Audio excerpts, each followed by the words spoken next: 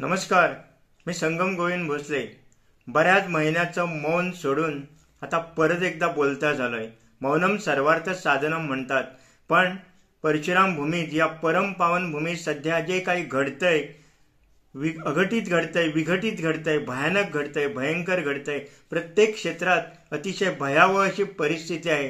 राजकारण म्हणाल तर राजकारण, समाजकारण, प्रत्येक क्षेत्रात दूषित वातावरण आहे.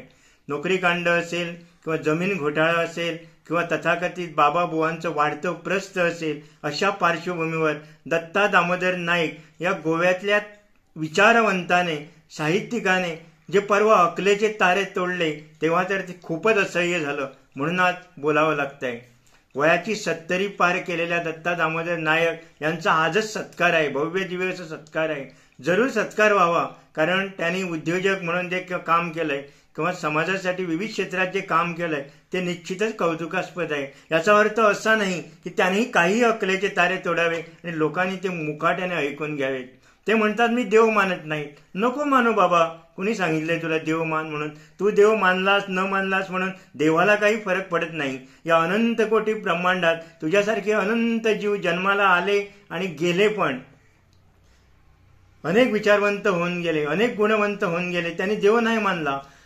त्याला ज्या चार्वाकनं देवधर्माची अक्षरशः खिल्ली उडवली आणि नास्तिकांचा बाप ज्याला म्हणता येईल, आजोबा म्हणता येईल, पणजोबा म्हणता येईल, त्या चार्वाकला सुद्धा आम्ही भारतीय ऋषी मानतो. कारण आमची भारतीय संस्कृती विशाल आहे. हिंदू धर्म हा विशाल आहे. तो सारं काही पचवतो. तो विष पण पचवतो, जहाल विष पण पचवतो. आणि म्हणूनच वात्सायनसारख्या कामसूत्र लिहिणाऱ्याला पण आम्ही ऋषीच्या पंक्तीत नेऊन बसवलं. ज्याच्याकडे ज्या काही चांगल्या गोष्टी आहेत त्या आम्ही जरूर मानतो. याचा अर्थ तुमच्या वाईट गोष्टींचं आम्ही समर्थन करावं असं मुळीच नाही. तुम्ही म्हणालात की मठ, मंदिरं, परतगाळ मठ आणि भट पुजारी लोकांना लुटतात. तुम्ही लुटून का घेता?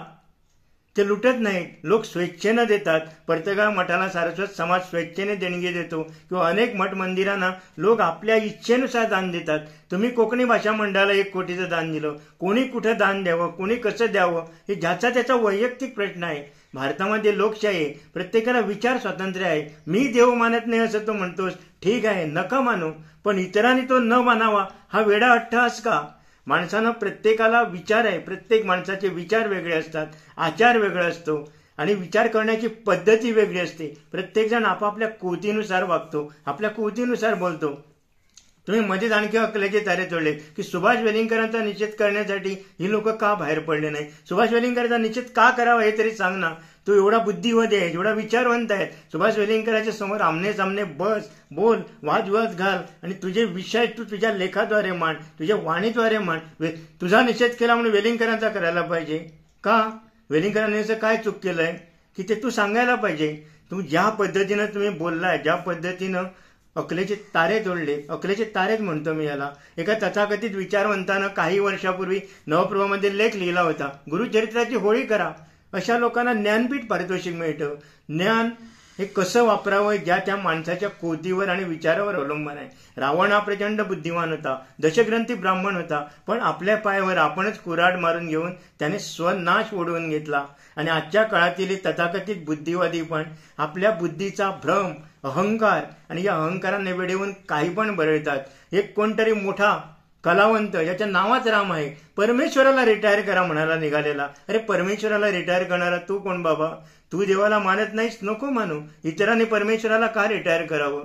मठ मंदिरांना जे कोण दान धर्म करतात त्यांची इच्छेनं करतात. गोव्यामध्ये अनेक मंदिर आहेत. त्या मंदिराकडे प्रचंड पैसा आहे.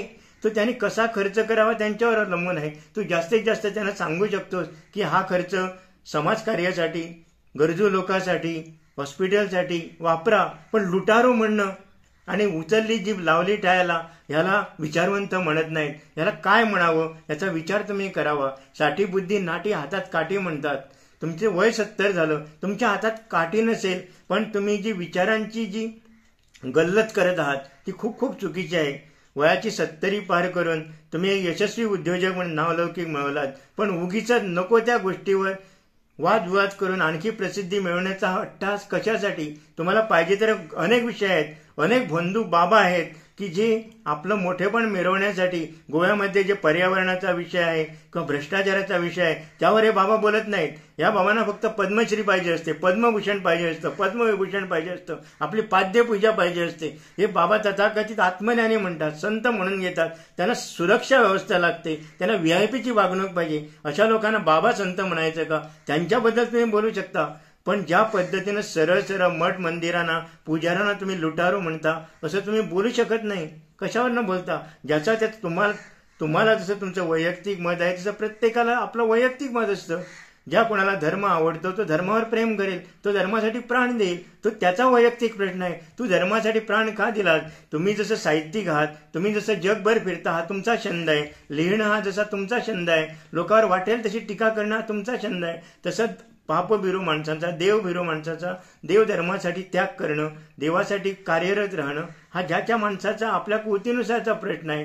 म्हणून मी देव मानत नाही, ओके, नका मानू तुम्ही, पण इतरांना देव मानू नका असं सांगण्याचा तुम्हाला ते मात्र अधिकार नाही. प्रत्येकाला आपल्या विचारानुसार चालण्याचा, वागण्याचा अधिकार आहे.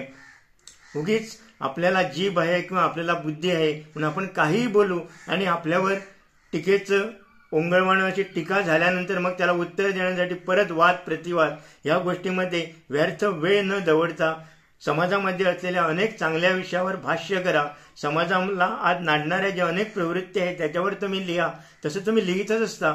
पण या गोष्टीवर असा विनाकारण असा वितंडवाद करून तुम्हाला नक्की काय साध्य करायचंय? 70 पार केल्यानंतर तुमचं उर्वरित जीवन सुखासमाधानात जाऊ असं प्रार्थना करत असताना तुम्हाला परमेश्वराने सद्बुद्धी द्यावी अशी पण प्रार्थना करतो. धन्यवाद.